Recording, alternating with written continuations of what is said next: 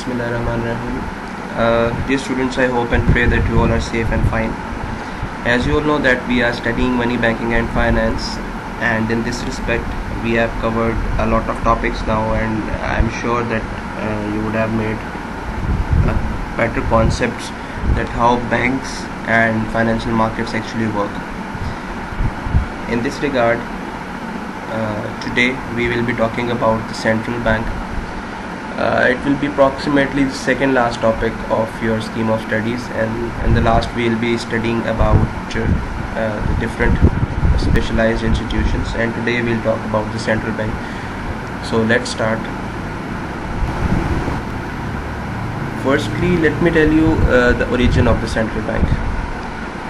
As you all know that in today's market and in today's era, all the notes, the currency notes are being issued by the central banks of all the countries, but earlier this was not the case. In the earlier era, commercial banks were allowed to issue currency notes, which created widespread disturbance and confusion. So obviously, because जब हर commercial bank अपने currency note issue करेगा तो वो uniformity नहीं आएगी, वो standardisation नहीं आएगी, एक्सेप्टेबिलिटी के प्रॉब्लम्स होंगे, उसकी जेन्युइननेस चेक करने के प्रॉब्लम होंगे. सो ऐसी सिचुएशन में this was actually there is a long history of more than 4 centuries जिसमें सेंट्रल बैंक जो है वो आज की शेप में जो हम देखते हैं उससे पहले कुछ 400-500 साल पहले इस पे काम स्टार्ट हुआ था. सो एक चीज़ आपको याद होगी जब हमने गोल्डस्मिथ की एग्जांपल पढ़ी थी, रिमेंबर दैट के रन ऑन बैंक का कॉन्सेप्ट भी हमने गोल्डस्मिथ के साथ रिलेट किया था कि जब गोल्डस्मिथ से लोग गोल्ड वापस लेने आए थे तो वो वापस नहीं कर पाए थे. सो ऐसी सिचुएशन में there was a need of an institution which can actually regulate and supervise the working. So अगर गोल्डस्मिथ को भी रेगुलेट किया जाता तो वो भी अपना जो गोल्ड उनको सेफ कीपिंग के लिए रखा गया था वो वापस करने की पोजीशन में होते, लेकिन बिकॉज कोई सुपरवाइजरी बॉडी नहीं थी इसलिए गोल्डस्मिथ ने भी क्लैप्स कर गए. और क्योंकि जो हमारी कमर्शियल बैंकिंग है वो भी सारी गोल्डस्मिथ की ऑब्जर्वेशन पे ही बेस करती है, तो इसी तरह एक वजह यही थी कि कोई एक ऐसा इदारा होना चाहिए एक जो सुपरवाइज़ करे, रेगुलेट करे ऑपरेशंस को. फिर करेंसी इशुएंस के हवाले से जैसे मैंने आपको बताया एक बहुत बड़े इश्यूज़ थे, सो उस इशू को सॉल्व करने के लिए कोई इदारा होना चाहिए. सो इसी तरह first central bank was established in Geneva in 1578. In those days central bank was merely recognised by its sovereignty over the functions of note issuance. So जो 1578 में जिनेवा में बैंक बना जिसको हम सेंट्रल बैंक, जो पहला पूरी हिस्ट्री में सेंट्रल बैंक को हम जानते हैं, उसका प्राइमरी पर्पस सिर्फ नोट इशुएंस की हद तक था. There were a lot of functions which were added afterwards जो अभी हम पढ़ेंगे, but primary concern when the first central bank was incorporated, at that time it was only responsible for issuance of currency notes.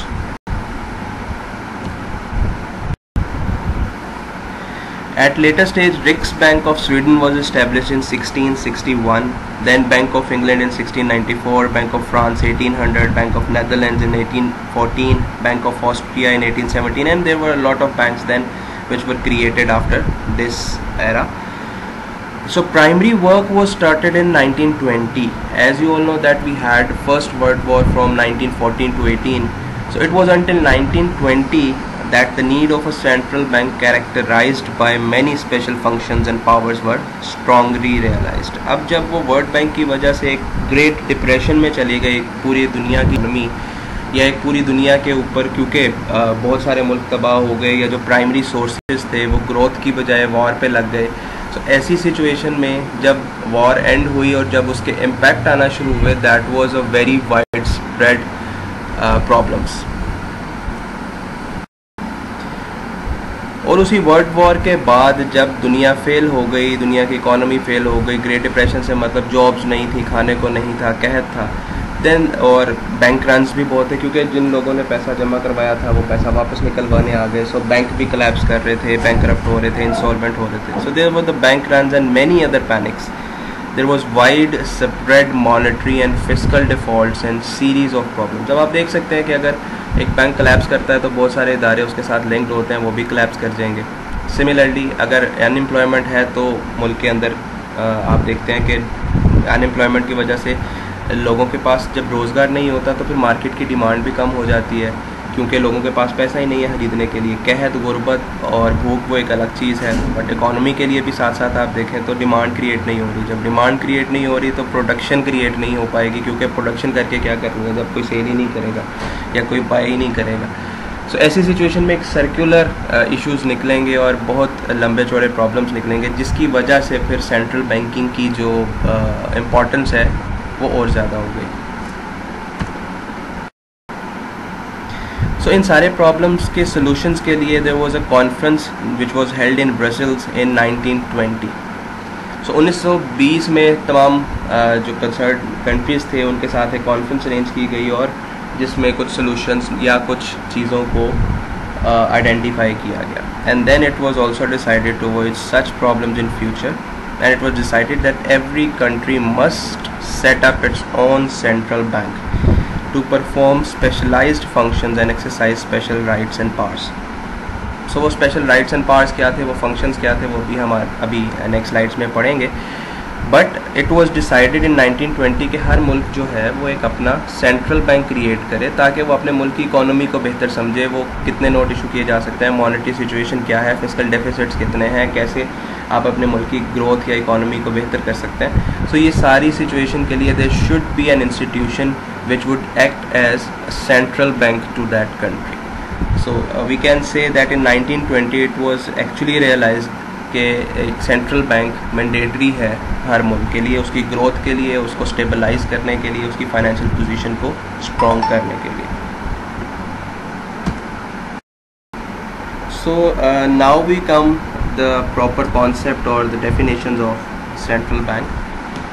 A national bank or the central bank that provides financial and banking services for its country's government and commercial banking system, as well as implementing the government's monetary policy and issuing currency. So this is one concept कि central bank क्या काम करता है। वो banking और financial services provide करता है government को भी, इकॉनमी को भी, और कमर्शियल बैंकिंग सिस्टम को भी। सो दैट मीन्स तमाम कमर्शियल बैंक्स के ऊपर एक रेगुलेटरी बॉडी, एक सुपरवाइजरी बॉडी होगी या एक फैसिलिटेटिंग बॉडी होगी जो तमाम कमर्शियल बैंकिंग सिस्टम को हेल्प करेगी दोनों तरीक़ों से। एक तो गवर्नमेंट को भी करेगी कि गवर्नमेंट अपनी जो पॉलिसीज़ इम्प्लीमेंट करना चाहता है वो प्रॉपर्ली इम्प्लीमेंट कर सके, और उसके अलावा जो एक मेन काम था जो हमने शुरू में जिनेवा की ही बात की थी कि करेंसी इशूएंस तो होगी। सो करेंसी इशूएंस और मॉनेटरी पॉलिसी को इम्प्लीमेंट करना या गवर्नमेंट पॉलिसीज़ को इम्प्लीमेंट करना, और पूरे बैंकिंग सिस्टम को एक स्ट्रॉन्ग इंफ्रास्ट्रक्चर प्रोवाइड करना या हेल्प या फैसिलिटेशन प्रोवाइड करना या ऐसी पॉलिसीज़ बनाना जो उनको हेल्प करें। So this was the main responsibility of और the functions of central bank.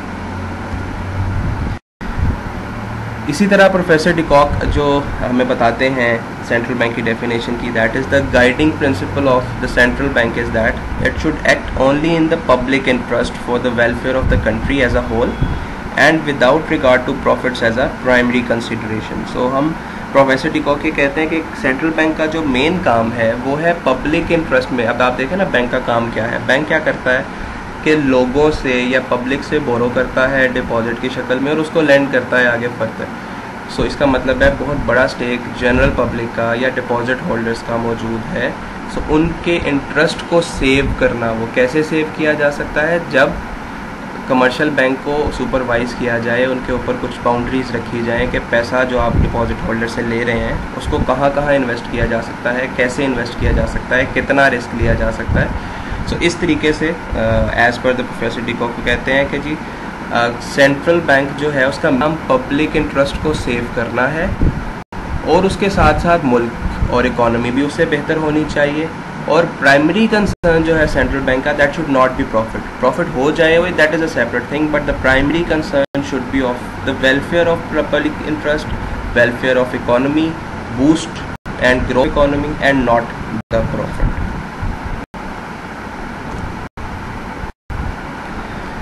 Now coming forward, let's talk about the functions of central bank. Primarily, there are a lot of functions, but primarily we will be studying those 8 functions which a central bank actually performs. The first one and the most important one is bank of issue. So that means the bank issue currency notes. We will be discussing this in coming slide, all those functions. So bank of issue, then the banker, agent and advisor to the government. Central bank also has a function of custodian of cash reserves and foreign reserves and foreign balances. Then it is assumed as the lender of the last resort. Then it also act as the clearing house, controller of credit and protection of depositors interest. So let's study it one by one.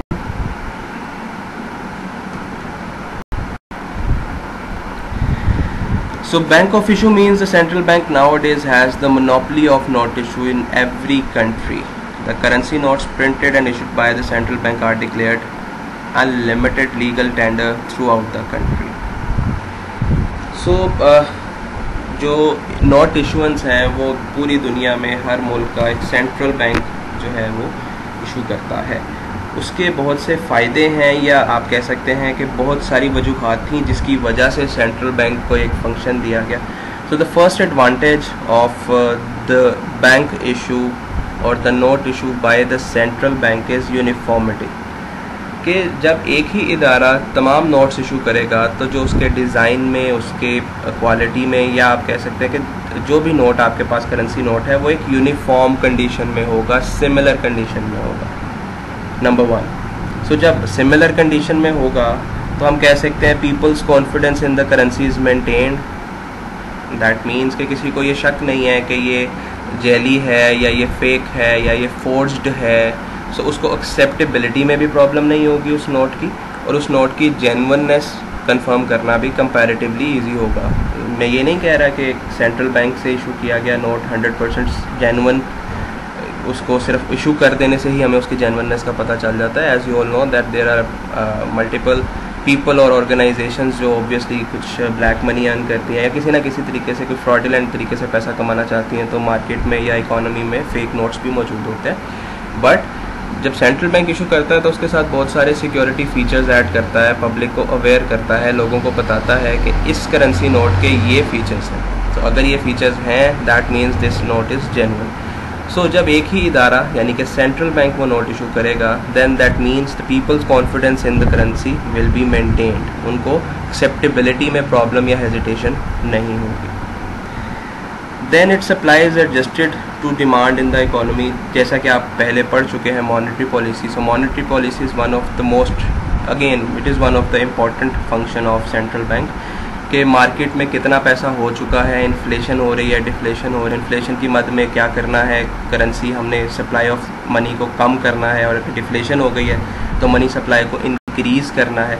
सो जब वो एक ही इदारा currency issue कर रहा है और उस पूरी ग्रोथ और उस पूरी सप्लाई का रिस्पॉन्सिबल भी वो इदारा है, तो ऐसी सूरत में वो पूरी मनी सप्लाई को कंट्रोल कर सकता है.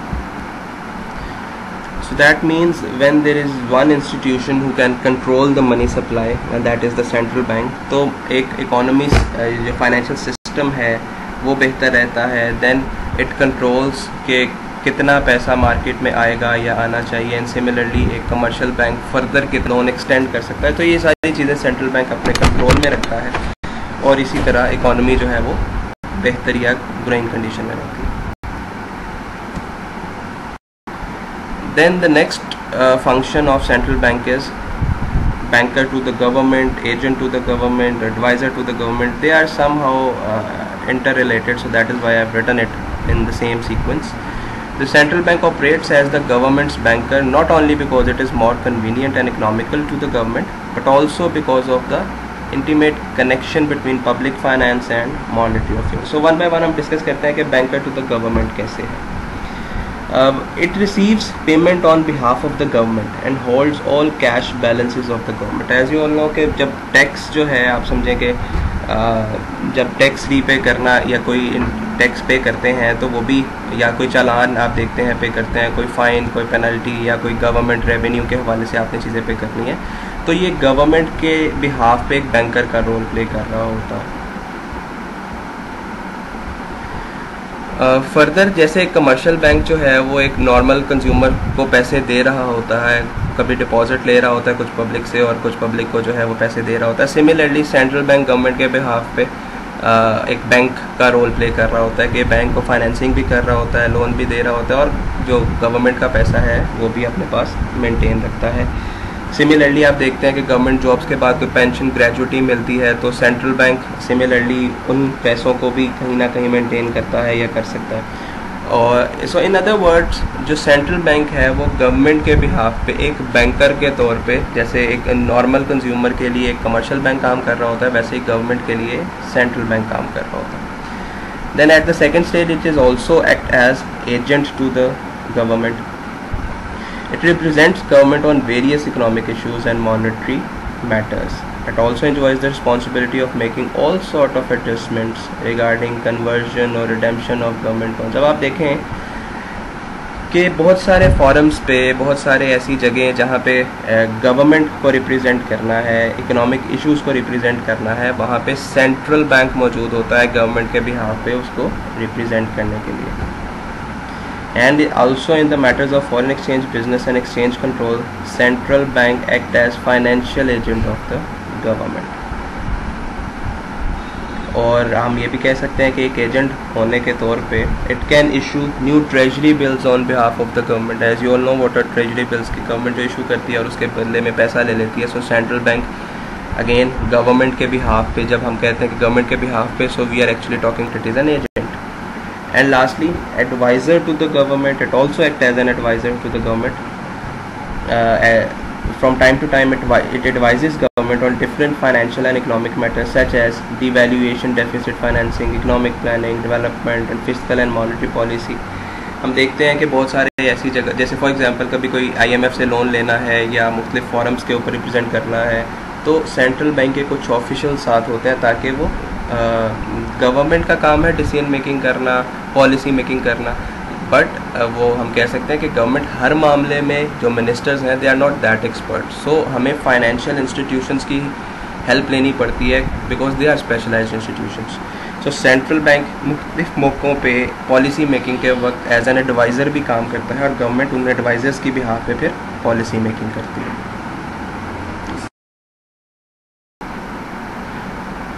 So today we have discussed about the origin and history of central bank. Then we have discussed about a couple of functions of central bank as well. So in the coming lecture we'll be studying about the more functions of central bank. Till then, stay safe. Jazakallah.